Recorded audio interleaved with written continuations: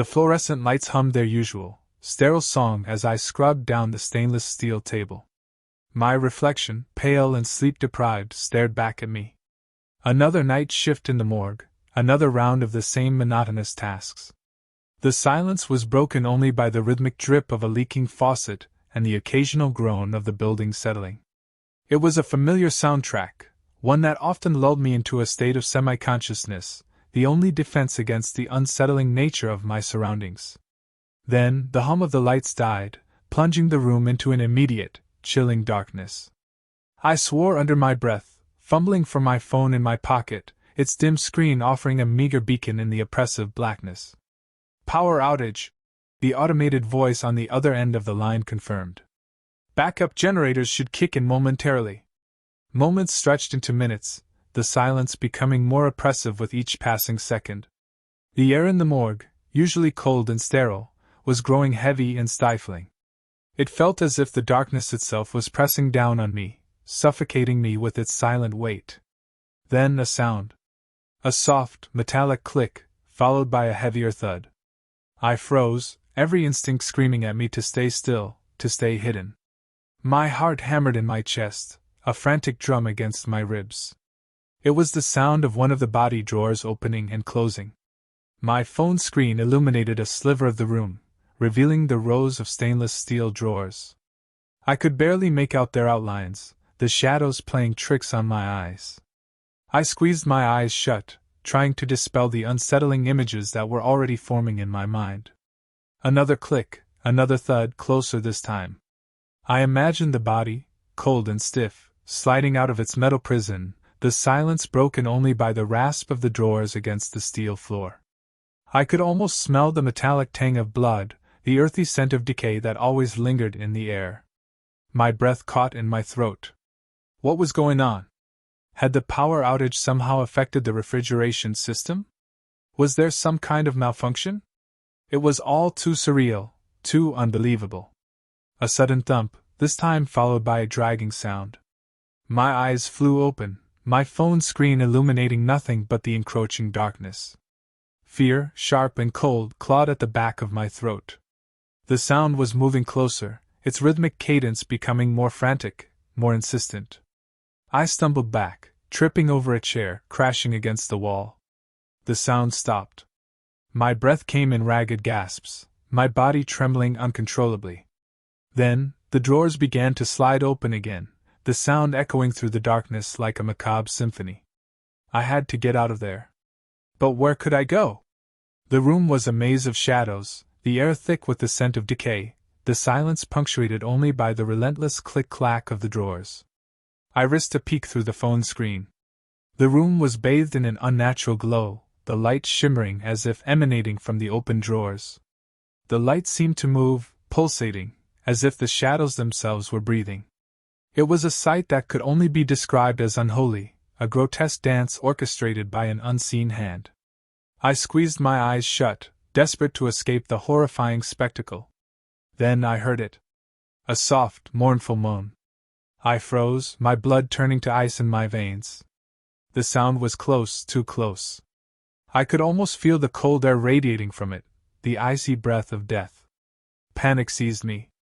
I had to get out. I had to find the light, the safety of the hallway. I stumbled back, my hand blindly reaching out, searching for anything at all to guide me. My fingers brushed against cold steel, the unmistakable feel of a drawer. I ripped it open, the metal screech tearing through the silence, the drawer revealing a dark, empty space. My heart hammered against my ribs, a frantic drumbeat. I scrambled backward, my hands groping for the wall, my eyes searching for any sign of light, any sign of escape. My fingers brushed against something rough and cold. It was the metal handle of another drawer. I pulled it open. It was empty. Then I saw it. A thin, pale line of light, a sliver of hope in the utter darkness. I scrambled towards it, my hand outstretched, my heart pounding in my chest. The light grew stronger, illuminating a narrow corridor. I stumbled into the hallway, the cold air a welcome relief against the suffocating darkness. The rhythmic click-clack of the drawers echoed behind me, a reminder of the horror I had left behind. I rushed down the hallway, the light from the corridor illuminating the emergency exit sign. I burst through the doors, the night air cold and refreshing against my skin. I collapsed onto the steps, my body trembling uncontrollably, the image of the open drawers, the ghostly glow, the mournful moan, etched into my memory. The lights flickered back on, the hospital returning to its usual, sterile hum. The security guards, alerted by the power outage, were already on the scene, their faces grim as they made their way to the morgue. I stood up, my body still shaking, my mind struggling to process the events of the past few minutes. I watched as they entered the morgue, their flashlights illuminating the rows of drawers. They emerged a few minutes later, their expressions grave. One of them approached me, his face etched with concern. "We're going to have to report this," he said, his voice hushed. "One of the bodies is missing." My stomach churned. I had been right. The sound I had heard in the darkness, the dragging, the clicking, the moaning, it had all been real. But what had happened? How could a body have possibly disappeared from the morgue? They told me the police were on their way, that they would be questioning me. I nodded numbly, my mind still reeling from the events of the night. As the police arrived, I stood back, watching as they questioned the security guards, as they examined the morgue, their faces grim, their eyes searching for any clue, any evidence that could explain the impossible. The missing body was never found. The police, unable to find any evidence of foul play, eventually closed the case. But the memory of that night, the chilling darkness, the eerie sounds, the open drawers, the ghostly glow, the mournful moan, would forever haunt me. The morgue, once a place of quiet solitude, had become a place of fear, a place of shadows, a place where the dead walked among the living. It was a place I would never enter again.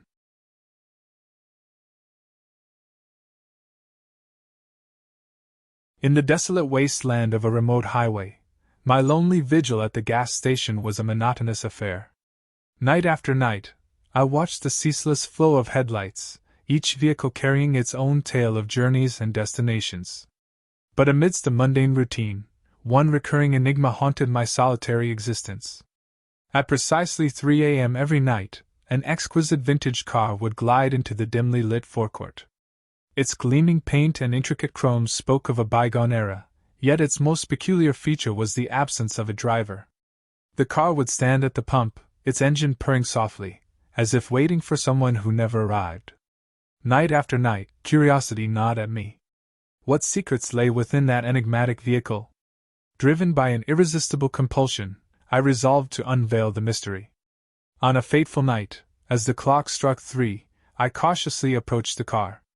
The windows were slightly lowered, offering a tantalizing glimpse into the plush interior. With trembling hands I peered inside. The leather seats were vacant, but my gaze was drawn to a worn and leather-bound journal lying on the passenger seat. Its aged pages seemed to beckon me, promising revelations that I couldn't resist. I reached into the car and retrieved the journal. As I opened its brittle cover, a musty scent filled the air, carrying with it the whisper of time. The entries within were written in a flowing script, the words filled with longing, regret, and a haunting sense of foreboding. To my astonishment, the journal detailed my own life and experiences. It chronicled my childhood dreams, my triumphs and failures, my hidden fears and secret aspirations. It spoke of a love that was lost and a future that was destined to end in tragedy. As I delved deeper into the pages, a chill ran down my spine. The journal predicted that I would meet my demise at that very gas station, at the hands of a ruthless killer. The date and time were chillingly specific, midnight, 2 weeks from that fateful night. Panic surged through me as I realized the horrifying truth. I was destined to die, and the vintage car was a harbinger of my impending doom. Desperation gnawed at me as I frantically searched for a way to escape my tragic fate. I confided in a local sheriff, but my claims were met with skepticism. Without evidence, they could not intervene. Time was running out, and I knew I had to take matters into my own hands. Night after night, I anxiously awaited the return of the vintage car. Armed with a shotgun borrowed from a sympathetic neighbor, I resolved to confront my destiny head-on. On the fateful night, as the clock struck midnight, the car pulled into the forecourt. My heart pounding in my chest, I stepped out from behind the gas station. The car stood motionless, its empty driver's seat taunting me. With trembling hands, I raised the shotgun and aimed it at the vehicle. Time seemed to slow down as I pulled the trigger. The blast echoed through the night, shattering the silence of the desolate highway. Smoke billowed from the engine as the car lurched forward. To my astonishment, a figure emerged from the passenger seat. It was a shadowy figure, its face obscured by a veil. The figure reached out with spectral hands, its ghostly touch sending a surge of terror through my body. As the figure lunged forward, I closed my eyes and braced for the inevitable. But the expected blow never came. I slowly opened my eyes to find the figure fading away into the darkness.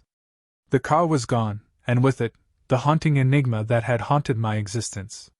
In the aftermath of that fateful night, I was left with a profound sense of both relief and bewilderment. I had escaped my predicted demise, but the experience had left an indelible scar on my soul. The journal had vanished, its secrets forever lost to the shadows. To this day, I remain the sole attendant at that remote gas station. The vintage car has never returned, and the mystery of its driverless journeys remains unsolved. But I am forever changed by the haunting encounter, carrying with me the knowledge that fate is a fickle mistress, and that the lines between reality and the uncanny are often blurred.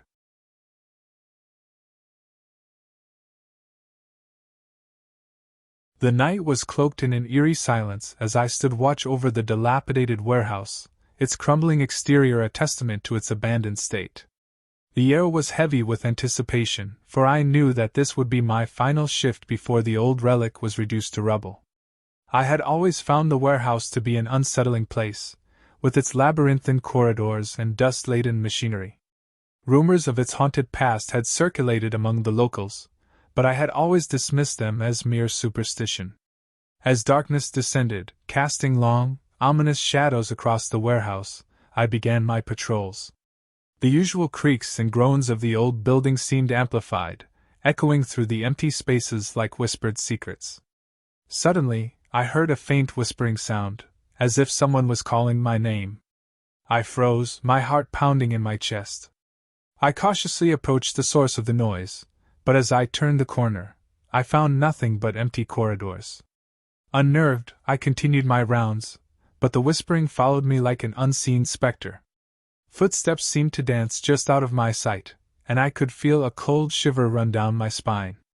Determined to rationalize my experiences, I searched every nook and cranny of the warehouse, but found no evidence of any intruder. As the night wore on, I stumbled upon a hidden room, its door concealed by years of dust and decay. Curiosity got the better of me, and I pushed the door open. The room was filled with old photographs, their faded images capturing moments frozen in time. As I browsed through them, my heart skipped a beat.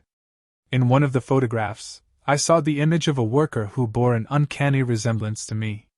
His name was etched in faded ink below the image, Jonathan Carter. A chill ran down my spine as I realized that Jonathan Carter had died in a mysterious accident within the warehouse walls decades ago. Panic surged through me as I frantically searched for more photographs, desperate to find an explanation for the eerie similarities. One by one, I discovered images of other workers who had met untimely ends within the warehouse. Each photograph revealed a face that mirrored my own, as if I were a living echo of their past tragedies. The realization dawned upon me that I was not alone in this haunted place. The spirits of the departed workers lingered here, trapped in an eternal cycle of sorrow and despair. They had mistaken me for one of their own, a reincarnation of their lost comrade. As the night reached its darkest hour, the whispers intensified, becoming a cacophony of voices that clawed at my sanity.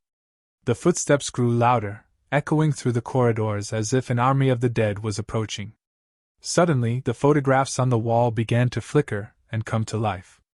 The workers depicted in the images stepped out of their frames, their ghostly forms shimmering in the dim light. They surrounded me, their eyes burning with a mixture of anger and longing.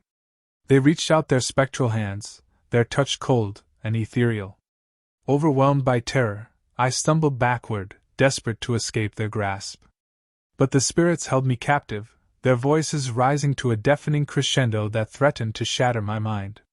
Just when I felt all hope was lost, a faint glimmer of light appeared in the distance. Summoning all my remaining strength, I stumbled towards the light, the spirits pursuing me relentlessly. As I burst through a doorway, I found myself standing in the loading bay of the warehouse. The night sky was ablaze with the first rays of dawn, casting an otherworldly glow upon the surroundings. The spirits of the workers faded away, their voices fading into the darkness. I had escaped their clutches, but the horrors I had witnessed would forever be etched into my memory. As the sun fully rose, I stumbled out of the warehouse, my body trembling and my mind reeling from the night's events. The old building seemed to sigh in relief, as if the restless spirits within had finally found peace. I made my way back to my car, my every step heavy with the weight of what I had experienced. In the days that followed, I struggled to come to terms with what I had witnessed. I visited the local library, searching for any records of the workers who had died in the warehouse.